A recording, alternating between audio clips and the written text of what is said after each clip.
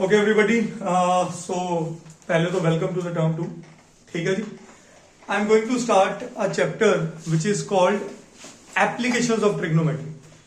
When we used to study, now the chapter was not called this as application of trigonometry. That was called as heights and distances. Heights and लंबाई और दूरी. Is that clear? ऊंचाई और दूरी ऐसे समझो. ठीक है. तो heights and distances is nothing but all the real life applications. All the real life applications. इस दीवार के साथ मैंने सीढ़ी लगाई तो दीवार हमेशा ही 90 डिग्री एंगल बनाएगी ग्राउंड के साथ और सीढ़ी क्या बन जाएगी उसका? हाइपोटेन्यूज. क्या बन जाएगी? Before starting up with this chapter मैं आपसे पहले टर्म 1 का जो बेसिक ट्रिग्नोमेट्री थी उसके कुछ चीजें आपसे रिवाइज करवानी चाहूंगा जो आपके इस टर्म में या इस चैप्टर में बहुत यूज होगी. ठीक है. और इस चैप्टर में सबसे ज्यादा दोस्ती आपने करनी है tan के साथ.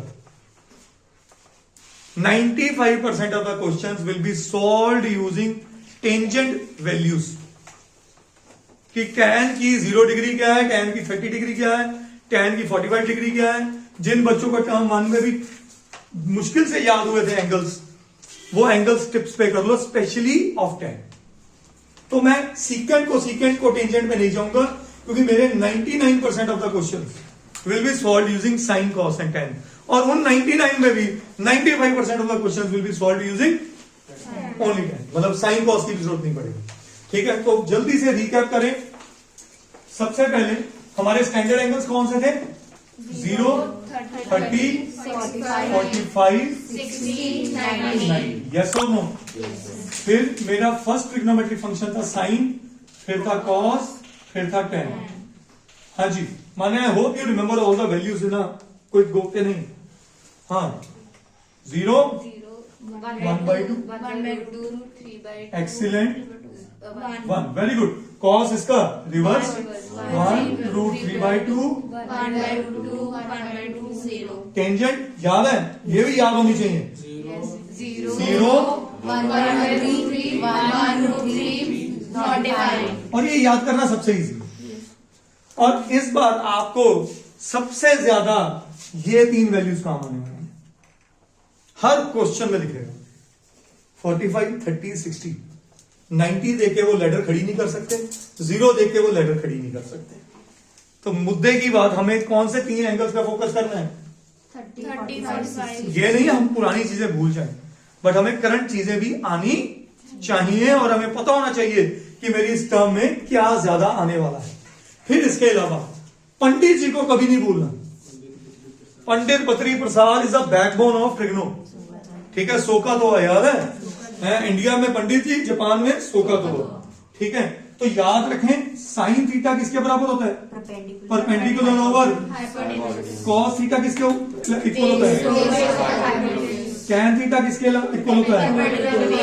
तो मुझे इन चीजों में वापस मैं फिर ले चलता हूं. हाँ जी. ये क्वेश्चन है चैतन्या के लिए.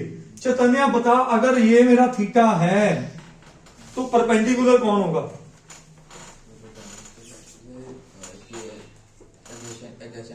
No, perpendicular is always the opposite side. ये परपेंडिकुलर होगा थीटा के. Hypotenuse is always the longest side और ये क्या हो जाएगा? बेस. अगर सुहानी मेरा थीटा बेटा ये है तो इसके ऑपोजिट साइड कौन है? ये मेरा बन गया परपेंडिकुलर, ये मेरा बन गया hypotenuse remains. Why? Because it is the longest side. Definition says this. वरना technically what which is the longest side? The side which is opposite to the right angle. जो 90 डिग्री एंगल के ऑपोजिट side होती है उसे क्या बोलते हैं? हाइपोटेन्यूज. Is this clear? यहां तक सारा पुराना ज्ञान याद आ गया? ठीक है. श्योर? बोलो. अब बढ़ते हैं आगे. इस चैप्टर में 2 चीजें हमारे दिमाग में बस जानी चाहिए. अगर वो बस गई आप कभी भी किसी क्वेश्चन में नहीं फंसोगे. मेरी पहली चीज होती है angle of elevation. Angle of, आप में से किसी का घर नया बना या घर की कंस्ट्रक्शन या रेनोवेशन हुई हो? किसी की सब मेरे जैसे गरीब हो है? आजकल वर्ड बड़ा चल रहा है, उस घर की एलिवेशन देखने वाली है, बाहर की outlook, specially the roof area जो बाहर से दिखता है। ठीक है, अब याद रखना एलिवेशन, एलिवेशन इस चैप्टर में याद रखने के लिए वर्ड याद रखना है नीचे से ऊपर, नीचे से ऊपर। एलिवेटर, एलिवेटर क्या करता है? नीचे से ऊपर, ऊपर से नीचे भी आता है।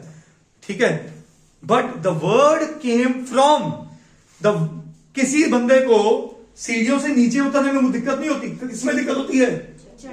इसलिए वर्ड्स बने एलिवेटर्स। लिफ्ट बनी, लिफ्ट को भी एलिवेटर बोलते हैं ना, यस और नो? लिफ्ट बनी, किसी को भी ऊपर से नीचे सीढ़ियां आने में दिक्कत नहीं है, नीचे से ऊपर जाने की दिक्कत। ऑब्वियस है कि एक डिब्बा, डिब्बा मींस लिफ्ट, नीचे से ऊपर जाएगी तो ऊपर से नीचे भी, तो उसका सेकंड यूज हो गया। Is that clear? एलिवेटर, नीचे से ऊपर देखना। अब मैं आपसे एक बड़ा सिंपल ज्ञान वाली चीज पूछूंगा। ये एंगल, अगर हरगुन यहां खड़ा है और बीरजोत यहां पे है, दोनों में आई कांटेक्ट हुआ, ठीक है, I am not using the word आग मटक्का, आई कांटेक्ट, दोनों में आई कांटेक्ट हुआ, तो हरगुन सिंह मेरे को यह बताओ, तू नीचे से ऊपर देख रहा है तो इसे क्या कहेगा? एंगल ऑफ, वो ऊपर से नीचे देख रहा है तो इसे कहेगा एंगल ऑफ डिप्रेशन। अब ध्यान से बता, क्या ये भी थीटा होगा? Very good. तो angle of elevation is always equal to angle of if taken along the same line. ये वर्ड नहीं भूलना, ये स्कूल में कम बोलते हैं, if taken along the same line. तो एंगल ऑफ एलिवेशन नीचे से ऊपर, angle of depression, angle of depression ऊपर से नीचे। एक क्वेश्चन 4 मार्क्स कैटेगरी का हर साल डिप्रेशन का आता था, या एंगल ऑफ एलिवेशन के टिपिकल क्वेश्चन जो मेरे असाइनमेंट में टॉपिक 2, टॉपिक 3 में कवर होते हैं। ठीक है, अब अगली कहानी। डिप्रेशन के टाइम बहुत बच्चे गलती क्या करते हैं? वीरजोत यहां खड़ा है, ठीक है, वो कहते हैं एंगल ऑफ डिप्रेशन ये होगा। नहीं, वीरजोत की आंख ऐसे नहीं चल रही, उसकी आंख ऐसे चल रही है, तो बेस उसका हेड है, बेस उसका क्या है? हेड। तो यहां पे जो नीचे ग्राउंड बना था एलिवेशन के लिए, वो ग्राउंड हमें यहां भी बनाना पड़ेगा। एक parallel line has to be created, तभी इसे डॉटेड बनाते हैं, क्योंकि ये दिखती नहीं है, ये हवा में है। ठीक है, a parallel line has to be created along the eye contact and parallel to the ground. Is that clear? तभी एंगल ऑफ डिप्रेशन बनता है। तभी यहां पे अगर देखो तो Z बना, आपको याद होगा Z word in geometry always connects you with alternate interior angles. Is that clear? समझ आ गई इतनी कहानी? करो नोट।